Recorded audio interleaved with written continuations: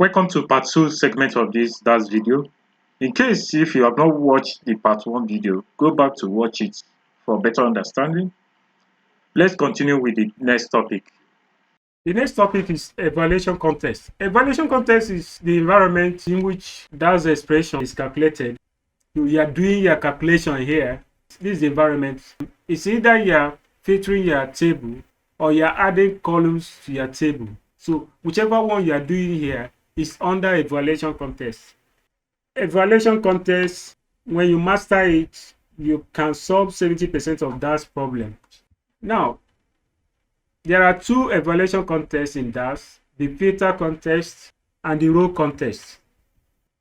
The filter context filters data, while the row context iterates table. Couple of things we have done here. We either applied filter context or row context. Like in this place now, what we did is filter context by trying to break it down to each product category. All the products under accessories, what are the total cost of purchasing those products? That's the filter context we are talking about here. Row context. Let me click table view to demonstrate row context. When we added another column here, how do we arrive in adding another column? By multiplying two columns, row by row, and that's row context. This is the sales amount. Let me get you the formula. All right, we use calculated column to do the calculation. So whenever you have a calculated column or you added a column to a table, you have automatically applied a row context. Let me go back to this. These are two different things as I've explained there. Now, context transition. When you transition from row context to filter context, that's context transition, which you can use calculate function to do that. Calculate function, like I stated earlier on, can modify filter context. In fact, anywhere you come across calculate function in DAX formula, what that formula is all about is transitioning from row context to filter context. So wherever you see calculate function, a context transition has taken place. Now let's demonstrate the context transition. This table view, this products. I want to find the sum of these product lists. I'm adding column just to demonstrate that it can transition from row context to filter context. And I click products, go to new column, total list price, sum, product list price. I close the brackets, click enter.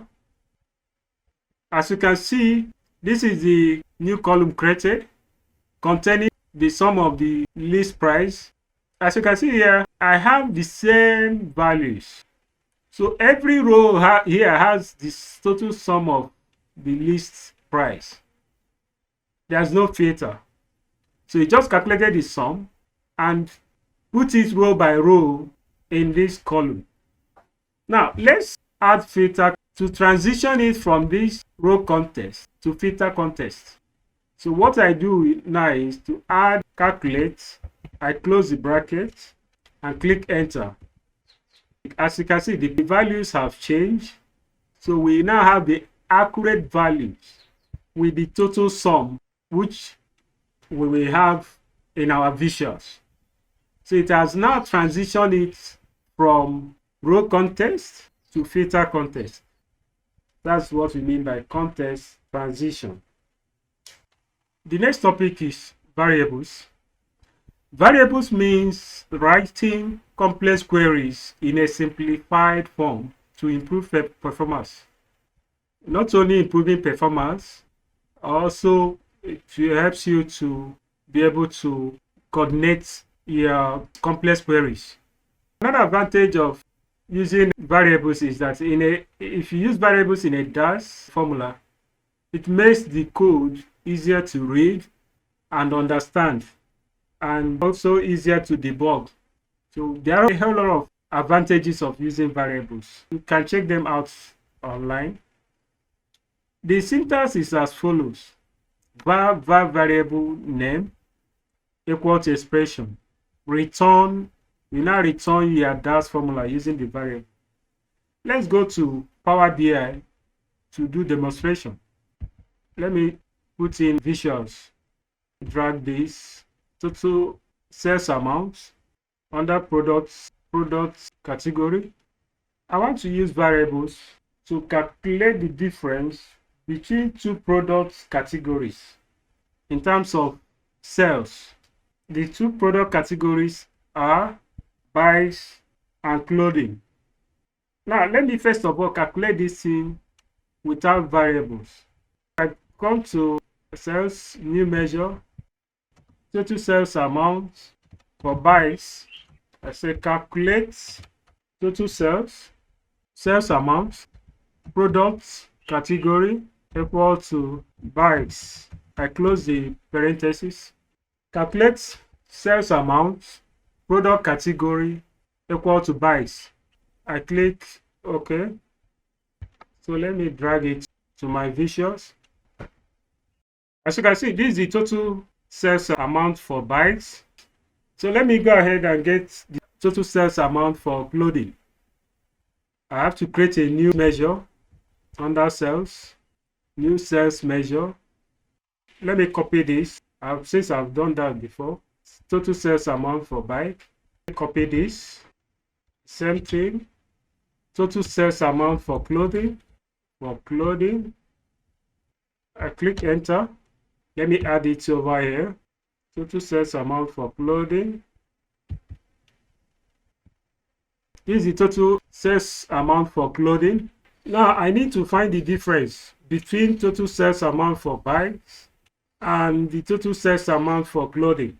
It still requires me to create another new measure. Remember, this is the third measure now. Sales amount difference for bikes and clothing. Sales amount for bike minus sales amount for clothing. Close the parenthesis. So I click enter. So this is the sales amount difference. All right, this is the sales amount difference.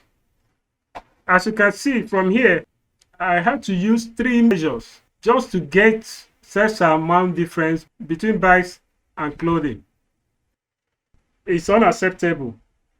We can calculate everything using one measure, and that's where variables comes in. So using variable, I don't need to create 3 separate measures. I come over to sales to create a new measure, sales difference, buys and clothing. So I will say var, click var, shift enter, sales clothing, calculate. Then I copy the former script, var sales bike, total sales bike. I copy everything, go back to here, var results equal to sales bikes minus sales clothing, return results. Click commit. Now if I come over here, put in visuals, I drag this measure I created, total sales difference between bike and clothing using variables. I drag it to the visuals. As you can see, the one created with variables and the one created with 3 measures, the values are the same. So that's what you use variables to do. Instead of creating multiple measures, you can use variables to create everything in one measure. The next topic is logical functions. Logical functions offer up a result as either true or false, and are also used to combine multiple conditions together. So logical functions evaluate logical operators such as less than, greater than, or equal to on a given expression. So functions that fall into this category include AND function, false function, if error function, not function, or function, switch function, and true function. So these are the functions that fall into this category. Let's go to Power BI to demonstrate it. Okay, this is table view. Let me create a new column. I want to use each function to add a new column called price grade. I say if product list price is less than 400, label it as low, otherwise as high. This is my if statement here. I click enter. So as you can see, under product list, as anyone that is less than 400, label it as low. Anyone that is higher than 400, label it as high. And that's exactly what it did here. So you can use logical function to grade or to get information you want from a column or a table, as case may be. As stated, the result can either be true or false. Like in this case, if it's less than 400, it is true. If it's more than 500, then state it otherwise, is false. Then you put high, depending on what you put here. This is what you can use logical functions to do. The next one is relationship function. Relationship function returns a related value from another table. So these functions manage and manipulate relationship between tables. We have different relationships. We have cross-filter relationship, related table, user relationship. All these are relationship functions. So when you are getting information from another table to add to your query, you are creating a relationship. Let's use related function. I go to my Power BI. Let me go to report view. Under sales table, I create a new measure. Total sales related. I say SUMX sales, comma, related under what? Product list price. I close the parentheses. So multiply by sales unit price. Here now I'm linking two tables. Say sum up sales related is the product. Under products, you have a list price column. Multiply that list price column with unit price under sales. I click enter. I create visuals. Click matrix. I drag this to the visuals. Let me remove the decimal. Let me increase the font size. Customize. Under text,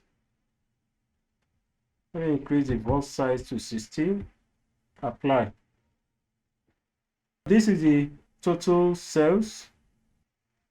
This is the list price. These are the two tables combined together using relationship function. So this and this, when you multiply the sum total, it gives this. That's exactly what's transpired here. So that's how to carry out a relationship. You can add as many tables as you want. With relationship functions, you can add so many tables in your expression. So that's how relationship works. The next topic is date and time function, which happens to be the last for this video. Date and time functions. These functions help you to create calculations based on days and time. Many of the functions in DAX are similar to the Excel date and time functions. So if you are conversant with Excel dates and time functions, you have no problem using days and time functions in DAX.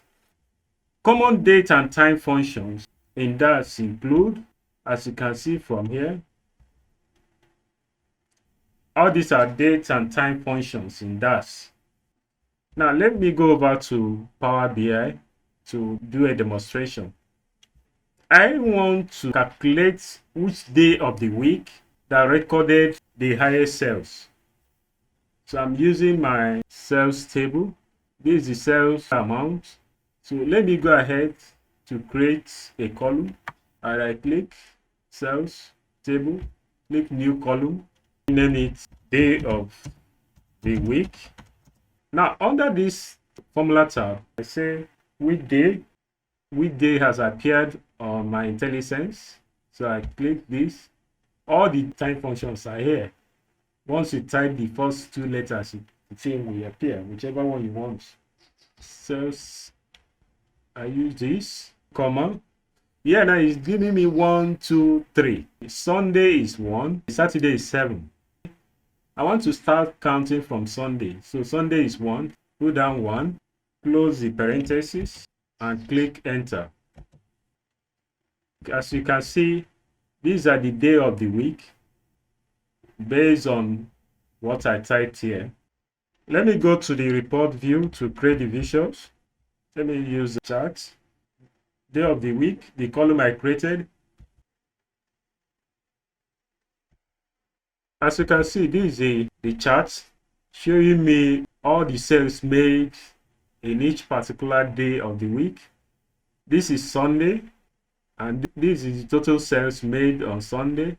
This is Monday, this is the total sales. The list is on Tuesday, this is the total sales. Saturday seems to be the highest. Yes, Saturday is the highest. Now, if somebody sees this, he or she might not know which day one represents. As you can see, it's just showing me one. It's not showing me Sunday. Likewise, too, it's not showing me Monday. So anybody who sees this chart will not know the particular day of the week. We will only see numbers. So let me convert these numbers to day of the week. Let me go back to my table view, create another column. New column. I name this column week name.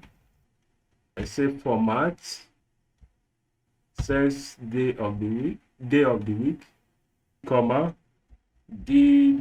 for I close the parentheses. I click enter. It has given me the days of the week. Like I said, 6 represents Friday, 1 represents Sunday. So anybody who sees it now will know what 6 represents, 7, and so on and so forth. As you can see here, I put the into 4 places. If I remove 1 now, it will not give me the full name. I've removed 1 D. As you can see, I don't have the full Friday. It has been shortened to 3 letters. So let me put back the D to make it 4. Click enter. All right. So let me go to the report view. Let me add my charts. X-axis. All right, fantastic. As you can see now, I have a better vision with more insight. As you can see, this Saturday that has the highest, from the highest to the lowest in that chronological order. That's how to use time and date function in DAX.